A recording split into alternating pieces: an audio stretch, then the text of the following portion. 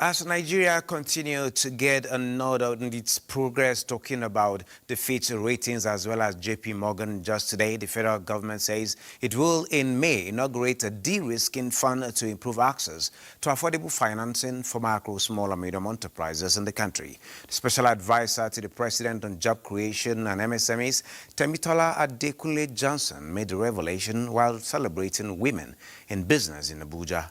Johnson says the de-risking fund is part of a broader strategy to address high lending rates and boost small businesses across the country. He adds that the fund would serve as a cushion for MSMEs grappling with impact of international trade challenges, including the 14% tariff imposed on the United States. So we're trying to ensure that when the state government brings a facility, we get a commercial bank that will match that fund, and you can give it to your SMEs at minimal amount.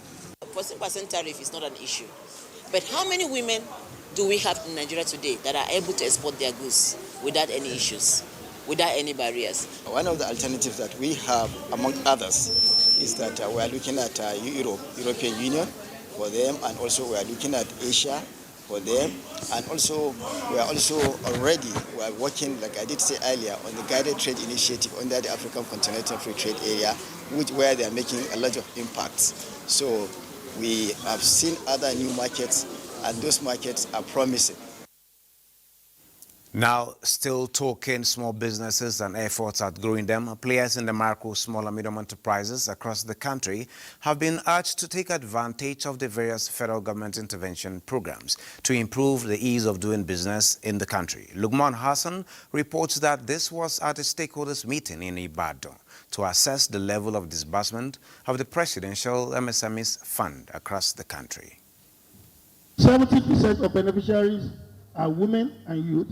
10% are people with disabilities, 5% are senior citizens over 60, and the remaining 50% cover other groups. It has impacted in my business, that is, it's boosts my capital. Register, there's no problem.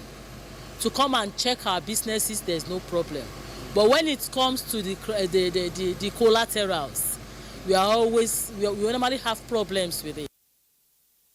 Well, now at the close of today's trade, and the domestic market closed on a bright note, recouping losses recorded in the previous session as investors renew their interest in some key shares, such as the all-share index actually rose 3 basis points to close at 104,560.2 basis points. Investors gained a 19.11 billion naira, with market capitalization increasing to 65.7 trillion naira. Fidelity Bank was actually the most traded stock by volume, with 47.43 million units traded, with NTA contributing the most traded value.